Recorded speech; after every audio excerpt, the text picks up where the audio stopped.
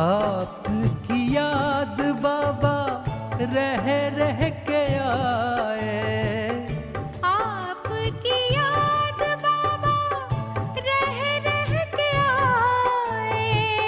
देगा कौन इतना प्यार आपके सिवाय, देगा कौन इतना प्यार आपके सिवाय। आपकी याद बाबा।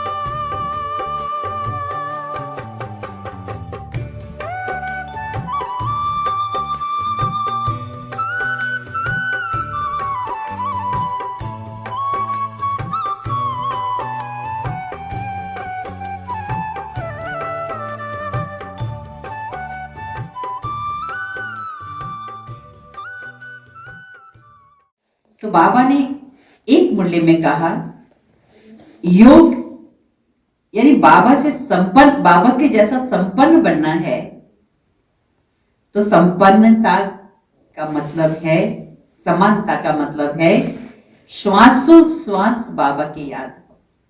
ये बहुत गहरी बात है।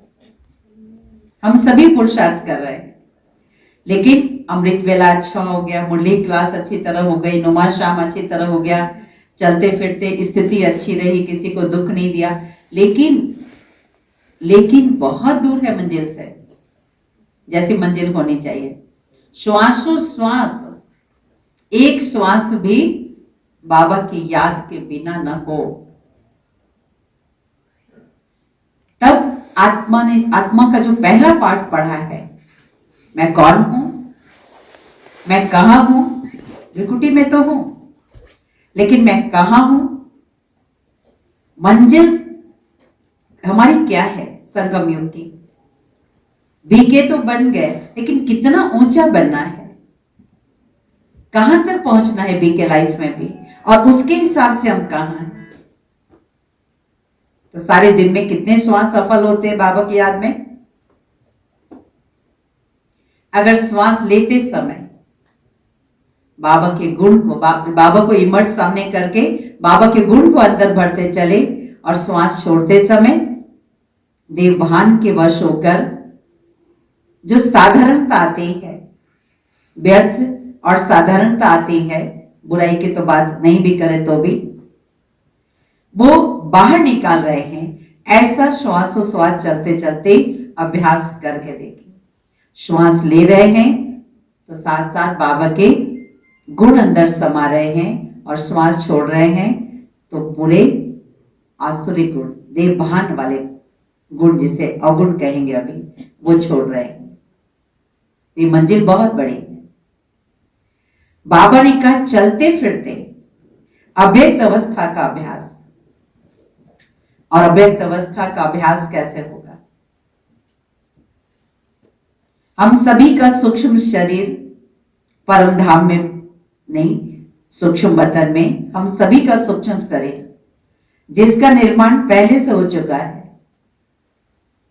बहुत आत्माएं बहुत लंबे समय तक वहां फरिश्ता बन के होंगी, लेकिन उससे अधिक आत्माएं बहुत थोड़े समय के लिए वहां होंगी, क्योंकि जाना है वाया सूक्ष्म वतन।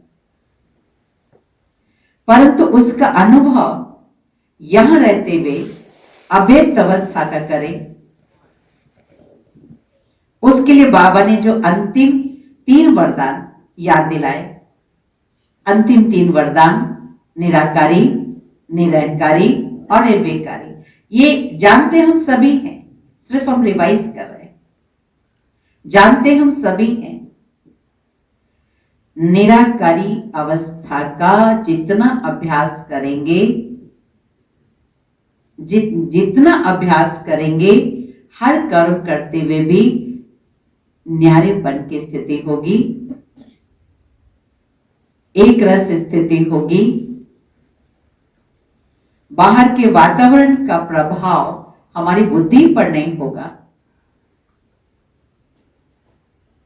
जिससे बाबा ने कहा जिनकी आप सेवा करेंगे वो भी, उन्हें स्थायी तेड़ लगेगा।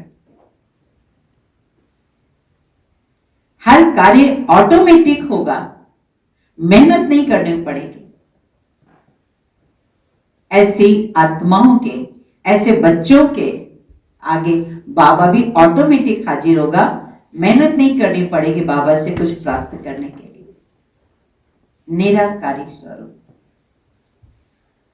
चलते फिरते, ये बहुत सुनने में साधारण परंतु अधिक से अधिक प्रैक्टिकल इन सब बातों को हम बच्चों को करने की आवश्यकता, जो मुझे लगता है कि बाबा ने, ब्रह्मा बाबा ने उन गहरी बातों पर हम बच्चों का ध्यान खिंचवाया, लेकिन समय के रफ्तार के अनुसार इस सूक्ष्म पुरुषार्थ से हम बच्चे कितने पास है, कितने दूर है, अपने आप की चेकिंग।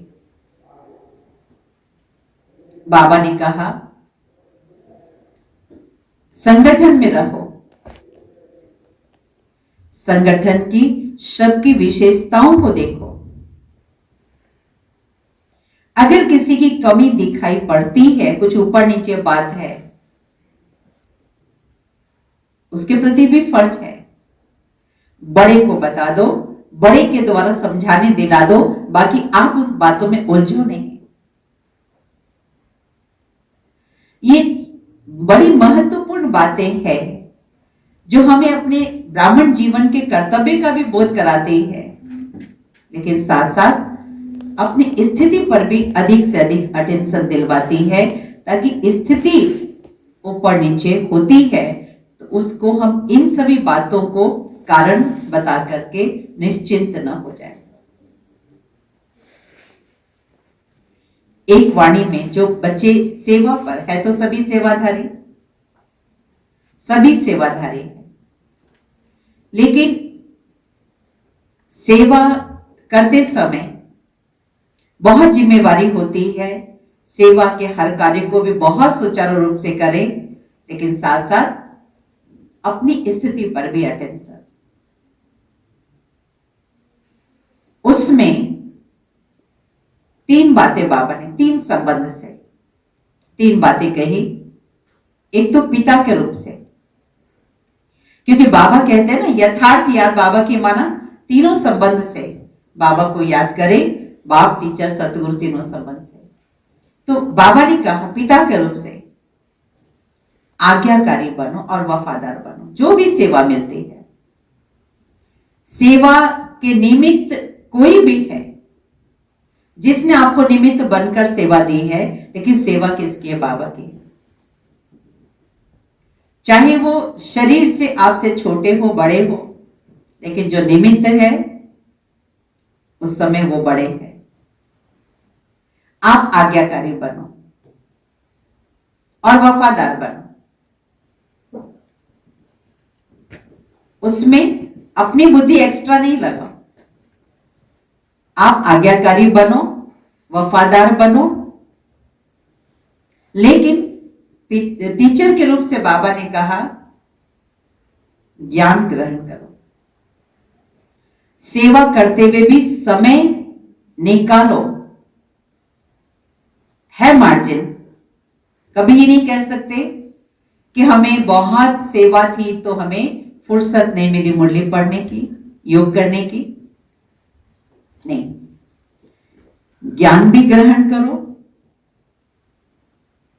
पढ़ाई के प्रति भी अटेंशन दो।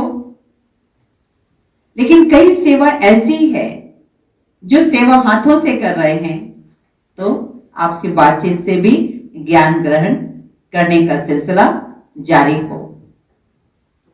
साथ साथ गुण ग्रहण करो। ये बड़ी एक दूसरे से तालमेल बिठाने वाली बातें हैं। गुण भी ग्रहण करते चलो। कई बार होता है ना, मधुबन में आते हैं तो वहां से भी ग्रुप बनाकर आए, वहां से भी आपस में पूछ लेते भाई बहने कौन जा रहा है, अच्छा आप चल रहे हैं, अच्छा सर तो हम भी जरूर जाएंगे। अपने अपने परिचित भाई बहने इकट्ठे होते हैं।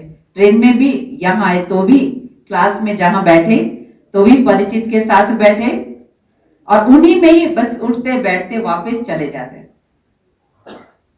लेकिन जैसा संगठन, जहां सीट मिले, जहां परिस्थिति हो, हर एक के साथ मैच खाकर भी हम अगर चलने का पुरुषार्थ करेंगे तो एक नए अनुभव होंगे। मेरे को याद है कि जब पांडव भवन था, केवल ज्ञान सरोवर भी नहीं था, और हम लोग आते थे तो आइसक्रीम जब मिलती होती थी तो बड़ी लंबी लाइन लगती थी, और लंबी लाइन के बीच में जब खड़े होने का थोड़ी देर मौका मिलता था तो हम चुप नहीं रहते थे, कुछ ना कुछ अपने अनुभव की लेन देन एक दूसरे से करते रहते थे। और जिनके साथ अनुभव की लेन देन होती थी बहुत अच्छी तरह से हमेशा के लिए एक दोस्ती जैसी हो जाती थी। तो सीमित क्यों रहे? बाबा ने कहा ज्ञान भी ग्रहण करो और गुण भी ग्रहण करो।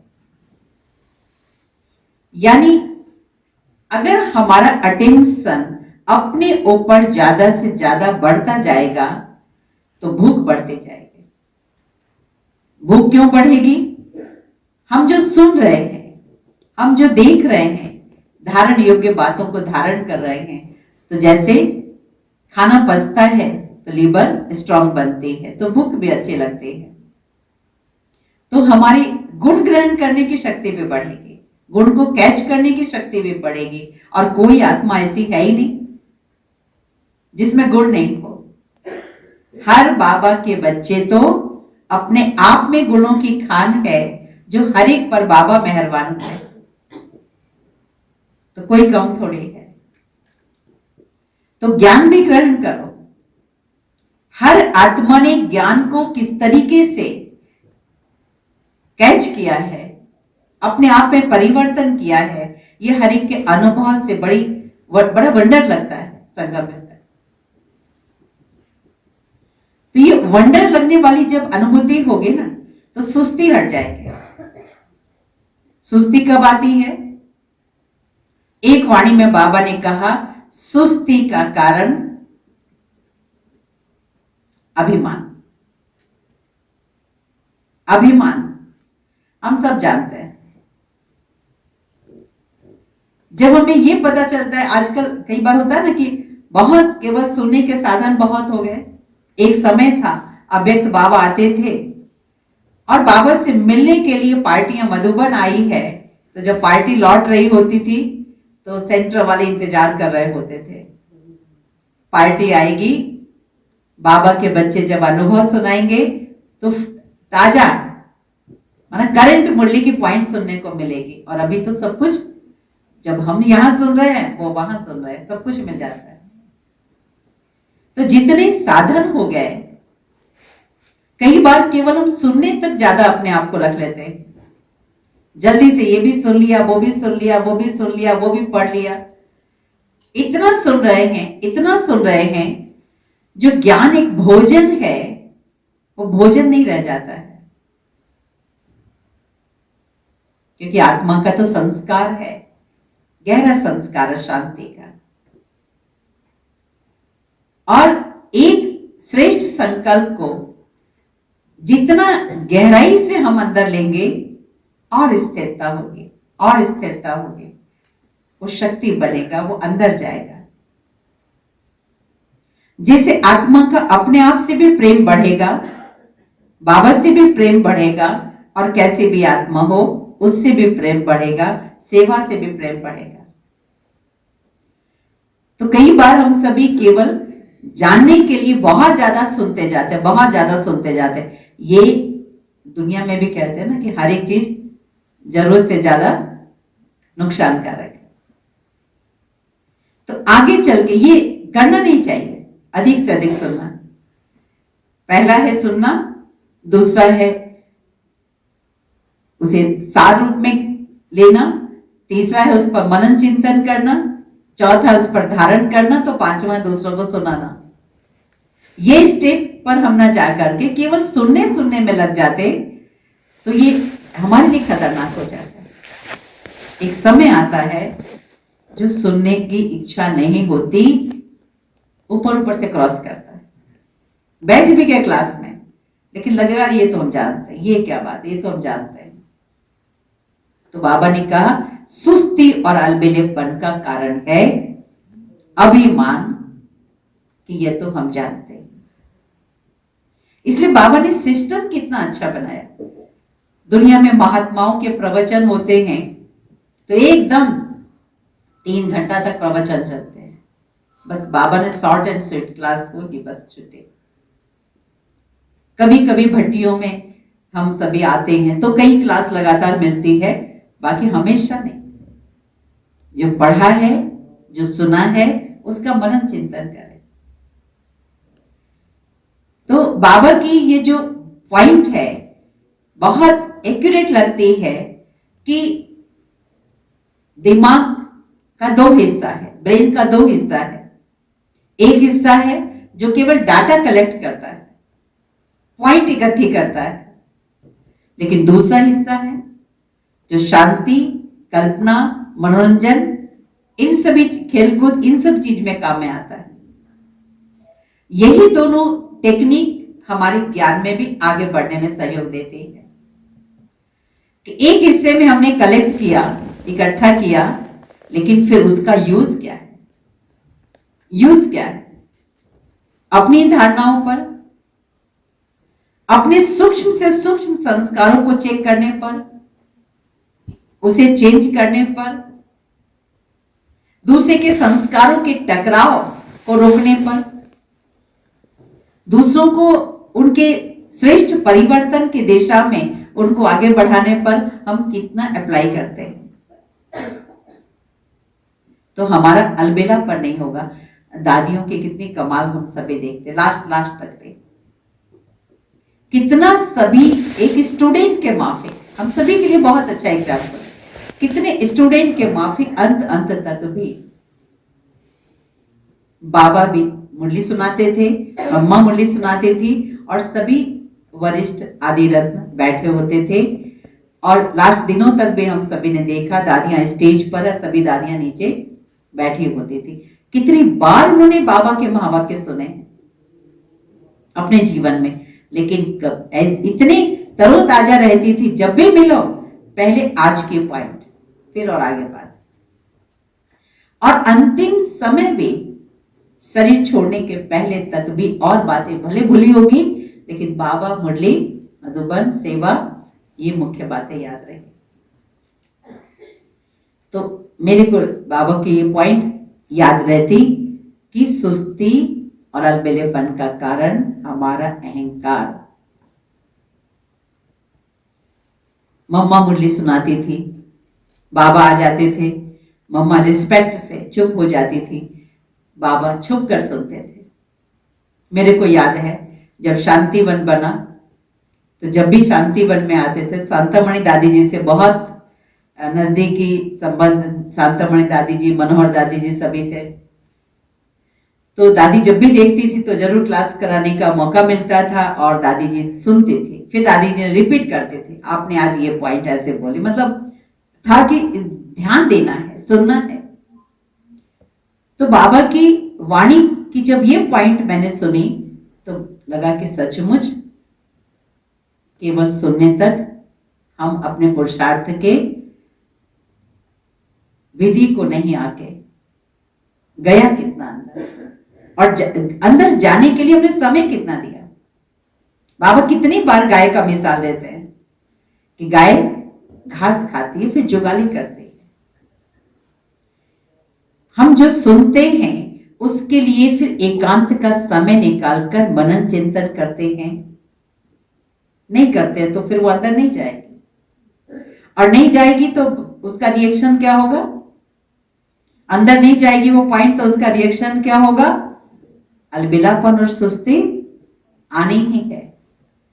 और समय के अनुसार ये अलबेलापन और सुस्ती हमारी सबसे बड़ी दुश्मन है। तो बाबा ने टीचर के रूप से ये 2 आज्ञा, और सतगुरु के रूप से कितनी गहरी एक एक बातें हैं।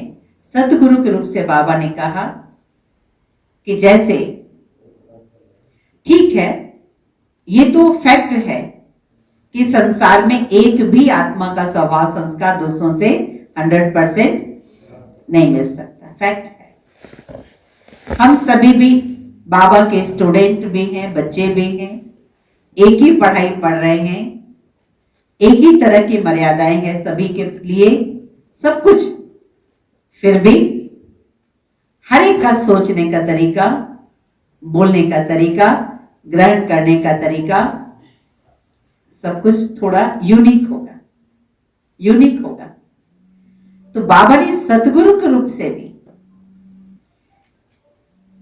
खुद भी सेफ रहे, खुद भी आगे बढ़े और दूसरों के लिए भी आगे बढ़ाने के माध्यम बने। बाबा ने कहा एक मत, एक रस और एक बाबा, दूसरा ना कोई। अपने मत को प्रायोरिटी नहीं दो। संगठन की एकता हमारा बल है, संगठन की एकता हमारा लक्ष्य है, और सेवा हम कितनी कर रहे हैं उससे मतलब नहीं है। कितने कार्यक्रम किए, कितने स्पीच की, उससे मतलब नहीं है। लोग क्या देखेंगे, इनका संगठन कितना बड़ा है। और कौन कहता है संगठन में बातें नहीं आएगी? कौन कहता है संगठन में बातें नहीं आएगी? एक बार किसी ने मेरे से ऐसे ही कुछ बोला कि मुझे ऐसे ऐसे ये बात हुई, तो इसलिए उसने मुझे ऐसा ऐसा बोला, तो इसलिए मुझे बहुत गुस्सा आया। फिर मैंने उसे समझाया कि तरह तरह की बातें जीवन में आएंगी ही, और बातों का आना भी हमारा सौभाग्य है।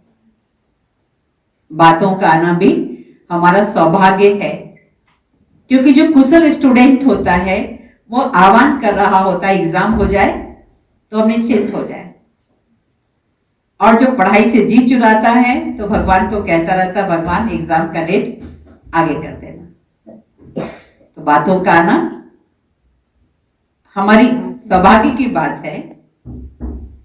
लेकिन जब ये समझ में आए कि बातों से ही मेरी स्थिति डिस्टर्ब होती है, तो एक एग्जाम्पल दिया उसको। पेट्रोल है, पेट्रोल से गाड़ियां चलती हैं, कई मशीनें चलती है, कपड़े भी साफ होते हैं, कई चीजें साफ होती है, ये भी पेट्रोल की विशेषता है। लेकिन सामने वाली चीज ज्वलनशील भी है, परंतु ये उसकी विशेषता है पेट्रोल की। यहां सिर्फ मेरा फर्ज है मैं सेफ रहूं, उसके लिए मेरा अटेंशन मेरे ऊपर ज्यादा हो कि मेरा कौन सा संस्कार दूसरे से टकराता है। दूसरा क्या है उससे मतलब नहीं है। मेरा कौन सा संस्कार, मेरी कौन सी कमी टकराव उत्पन्न कराती है। तो पेट्रोल कितना भी बड़े बर्तन में रखा हो, पॉट में रखा हो, लेकिन माचिस की एक छोटी सी तीली जला देते। अगर माचिस न डाले, माचिस न लगाई हो उस समय, तो पेट्रोल तो अपना काम जो है वही करेगा ना। तो इसलिए अपने ऊपर अटेंशन रखकर कि मेरी कौन सी कमी है, तो यही सातों विकारों में से कोई ना कोई कमी, पांचों विकार प्लस आलस, शरल, बिलापन, कि मेरी कौन सी कमी वहां टकराव पैदा करती है। कि मेरा फर्ज है, जिसको हम भले 2% ही कहेंगे, कई बार ना अपना ईगो स्वीकार नहीं कराता है कि मेरी अंदर बड़ी कमी है। ठीक है, नहीं मानो, 2% मानो, लेकिन वो 2 और 98 मिलकर 100 तो पूरा हो रहा है ना। अब 98 छोड़ दो, 2 को ही चेंज कर दो। तो ये छोटी छोटी जो महत्वपूर्ण बातें हैं, बाप, टीचर, सतगुरु, तीनों रूप से हर हम सभी जो भी सेवा के फील्ड में हैं, सेवा तो हम सभी का धर्म है, सेवा हम सभी का जीवन है, सेवा हमारे अंदर उमंग उत्साह बढ़ाने के लिए कंपलसरी है। कितना भी हम शांति में आत्मा शांत स्वरूप को करें, लेकिन खुशी चाहिए, उमंग उत्साह चाहिए, तो सेवा बहुत जरूरी है। और सेवा में पिता, सतगुरु और टीचर तीनों रूप से जो बाबा के ये तीनों डायरेक्शन, तीनों शिक्षाएं बहुत महत्वपूर्ण है। तो इसलिए बाबा ने कहा है कि बेहद में एक एक बच्चों की पालना के लिए बाबा ने देह छोड़ी है, ताकि हर एक बच्चों को बाबा याद दिलाए क्या पुरुषार्थ करना है। अगर आप मनसा में निराकारी अवस्था का अभ्यास करते हैं और वाचा में निरंकारी है, वृत्ति में निर्विकारी है, तो ऑटोमेटिक विघ्न हमें तोहफा देंगे, विघ्न कभी डिस्टर्ब नहीं कर सकते। इसलिए हम बच्चों को बाबा के इस महावाक्य के रेफरेंस देते हुए बोल रहे हैं, चेक करते रहने से कि कोई भी परिस्थिति, व्यक्ति, बातें, वैभव, पद, पोजीशन, ये कोई भी चीजें आत्मा के जो 7 गुण है, उन 7 गुण में से कोई भी गुण को कम ना करें। बस हम बच्चों को सिर्फ ये चेक करना है। राजा जनक का मिसाल देते हुए कि राजा जनक ने सिर्फ जो महात्मा उनसे पूछने आए थे कि आपको कैसे विदेही की टाइटल मिली, हम लोग तो सन्यास करके बैठे लेकिन नहीं मिली। राजा ने यही सीक्रेट बताया कि बस स्टोरी तो सभी को पता है कि राजा ने, एक महात्मा जी आए थे राजा से पूछने के लिए ये प्रश्न कि आपको कैसे ये टाइटल मिली, जबकि हम लोग तो घर बार छोड़ के तपस्या कर रहे हैं लेकिन फिर भी ये टाइटल नहीं मिली। तो राजा ने अपने कर्मचारी को बुला के कहा था कि महात्मा जी को बहुत अच्छे ढंग से ठहराओ और खातिरी करो, सारा घुमाना और कल फिर मेरे से मिलाना। और महात्मा जी को कहा था कि सिर्फ आप एक छोटा सा सेवा दे रहे हैं, कि जिम्मेवारी दे रहे हैं, जलते हुए दीपक को आप संभालना, बाकी सारा कार्य मेरे कर्मचारी करेंगे। और अगले दिन राजा से जब मिलने आए वो महात्मा अपने उत्तर को ढूंढने के लिए, तो उनको यही बताया, जलता हुआ दीपक। उनसे जब पूछा कि आपने सारे ठीक ठाक रहा, रात ठीक से बिताया, भोजन ठीक से किया, खाना पीना ठीक से, सब कुछ ये देखा वो देखा, वहां बारीकी से पूछना शुरू किया क्या क्या आप घूमे। राजा के प्रश्नों का उत्तर महात्मा नहीं दे पाए। तो फिर राजा ने कर्मचारी से पूछा कि आपने ठीक से नहीं घुमाया। महात्मा जी ने एक ही बात बताई, नहीं, इन्होंने सारा सब कुछ ठीक से किया, लेकिन आपने जो हमें सेवा की हमें जो जिम्मेवारी दी थी जलते हुए दीपक को देखने की।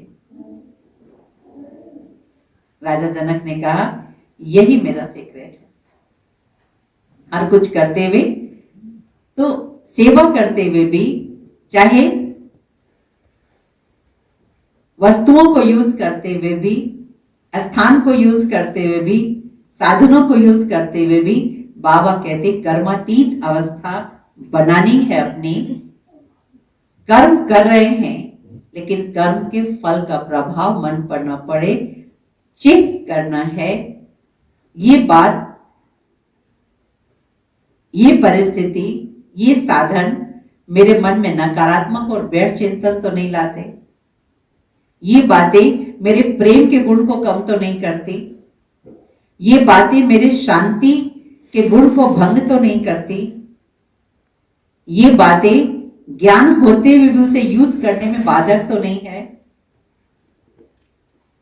अगर है तो फिर वही कुछ ना कुछ हमारी कमी है, और उस कमी हमें सीधा सा एक दर्पण के माफिक हमें अपने आप को दिखा देती है। तो प्रतिदिन रात्रि के समय में या जब भी अपनी सुविधा हो, हर एक भाई बहने अपनी दैनिक दिनचर्या में बाबा की उन अव्यक्त वाणियों को जो पहले से चली, अभी रोज संडे को तो हम सब सुनते ही हैं, लेकिन पहले से जो वाणियां चली है उन वाणी को जरूर रिवाइज करें और महत्वपूर्ण पॉइंट को जरूर नोटबुक में नोट करें, उसे रिवाइज करें। धीरे धीरे बाबा के उन गहरी बातों को सुनते समझते अपने संस्कारों में ऑटोमेटिक उतरती जाएगी। रात्रि को जैसे बाबा ने कहा कि बच्चे चार्ट लिखते हैं। हाँ, आज मेरी दिनचर्या अच्छी रही, अमृत वाला योग किया, मुरली सुने, किसी को दिन भर दुख नहीं दिया, बस ये सब मोटे मोटे। बाबा ने कहा चेक करो, निरंतर शुभ भावना शुभकामना रही। अब इसमें तो हर एक चेक करने पर मजबूर करेंगे ना, सोचने पर मजबूर करेंगे ना। निरंतर रही, किसी को दुख नहीं दिया वो ठीक है, लेकिन निरंतर शब्द जब आता है तो अंतर तो है ना, है ना अंतर। किसी दिन ज्यादा अंतर हो जाता है, किसी दिन कम अंतर हो जाता है, लेकिन बनना कैसा है? निरंतर। तब लगेगा अभी तो और दौड़ो और दौड़ो और दौड़ो। और दूसरा, ये चेक करो कि सदा आत्मिक दृष्टि रही। अब उससे भी कितनी दूरी है? पहले पाठ के ही तो दोनों विषय है ना। तो इस गहरे पुरुषार्थ को करके बाबा संपूर्ण बने, जिनका यादगार शक्ति स्तंभ, ज्ञान स्तंभ, पवित्रता का स्तंभ और शांति स्तंभ है। प्रैक्टिकल करने की ये सब बातें हैं कि ये बातें लिखो, निरंतर रही कि नहीं रही। ज्ञान सुनना और उसे प्रैक्टिकल करना, उसमें एकदम दूरी ना हो, यह है संपूर्णता। और बाबा ने इसको करने के लिए, बाबा के जीवनी में हम सभी ने सुना है कितना बाबा ने अभ्यास किया। मैं आत्मा हूं, वो भी आत्मा है, वो भी आत्मा है। रियल में देखें तो इस जो प्रमुख बातें हैं, जो फाउंडेशन की बातें हैं, हमारे प्रैक्टिकल में कितनी है। और बातों पर जा रहे हैं, लेकिन ये बात कितनी है? परिवार के एक एक सदस्य दुनिया को शकास दे रहे हैं, दुनिया को शकास दे रहे हैं, लेकिन परिवार के एक एक सदस्य जिनके साथ रहते हैं, सच्चे दिल से पूछे अपने आप से, उन्हों को शकास रोज देते हैं? या जिससे प्रेम है उसको तो देते हैं, जब तकलीफ होती तब देते हैं, लेकिन रोज देते हैं? नहीं तो दीपक के तले अंधेरा है। और विघ्न तो उन्हीं की तरफ से आता है ना। जरूरी नहीं कि सभी ज्ञान में चलेंगे, सबका अपना अपना पार्ट है, लेकिन विघ्न तो उनकी तरफ से आता है ना। और विघ्न नहीं भी आएगा तो फिर नष्टोमा नहीं बनेंगे। अगर विघ्न नहीं आता, वो सपोर्ट कर रहे हैं ज्ञान में, सेवा में, लेकिन फिर वो मोह का कारण बन जाता है। और मोह सबसे बड़ा विघ्न है, मोह तो सबसे बड़ा विघ्न है। इसलिए बार बार यहां भी हम सभी आए हैं। बहुत अच्छा हम सभी को बाबा ने सौभाग्य दिया है, बाबा ने दिया है बड़ों की दुआओं से भी, और डॉक्टर निर्मला दीदी के भी बहुत बहुत हम सभी शुक्रगुजार हैं कि मुझे हम सभी को मौका मिला है योग तपस्या करने का। और कितनी सुंदर एकांत में ज्ञान सरोवर का पूरा परिसर बना है। शांतिवन के बहुत दिनों के बाद हम लोग ऊपर आकर यहाँ ठहर रहे हैं। आना जाना तो होता ही है, लेकिन शांतिवन में तो क्या लगता है, बाहर निकलो फिर दुकान, फिर दुकान, उसने ये खरीदा तो हमको भी ये खरीदना है। लेकिन यहाँ कितना एकांत में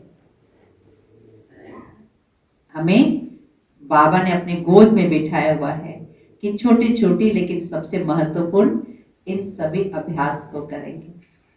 और हम सभी योग भट्टी के जितने दिन योग भट्टी हो, पूरा दृढ़ता अपनाएं कि वो दिन मौन में रहें, जितना लाभ लेना है वो दिन कम से कम, और जो भी कुछ कारोबार करना पहले कर ले या भट्टी के बाद करें, लेकिन वो दिन मौन रहें। मौन साधना एक एक बातों को अंदर जाने में सहयोग देगी। जैसे कांटी है, ऐसे नहीं ठुकती है, उस पर ठुका जाता है। ऐसे ही ज्ञान पॉइंट स्वरूप बन जाए, उसके लिए बहुत एकांत चाहिए, बहुत एकांत चाहिए। कार्य करते हुए भी, बैठ के भी बहुत एकांत चाहिए। अपने आप ये ज्ञान दर्पण है, और हम सभी भट्टी में आए ही हैं अपने आप को बदलने का दृढ़ संकल्प लेकर।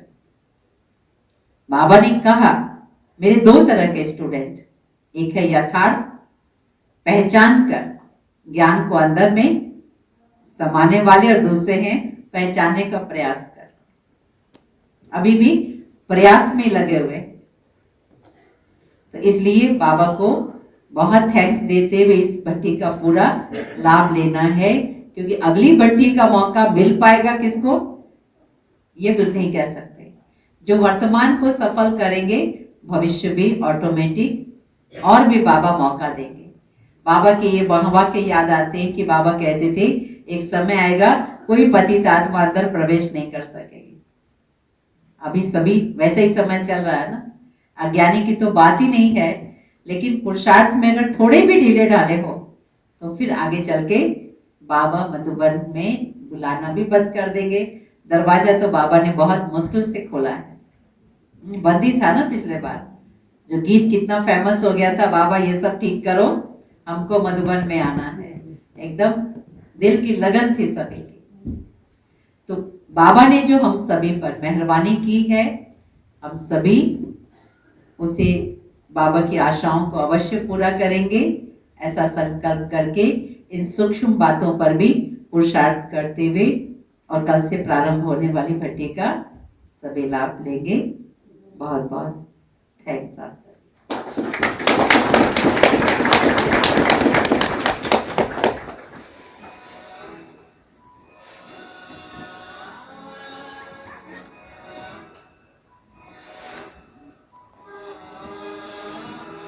तपते मन को मेरी आत्म तृप्ति मिली, बुझ रहे दीप को जैसे तृप्ति मिली। तपते मन को मेरी आत्म तृप्ति मिली, बुझ रहे दीप को जैसे तृप्ति मिली। जब पड़ी आपकी दृष्टि हम पर प्रभु, जब पड़ी आपकी दृष्टि हम पर प्रभु, जैसे जीवन मिला ज्योति जगती मिली। जैसे जीवन मिला ज्योति जगती मिली, जैसे जीवन मिला ज्योति जगती मिली।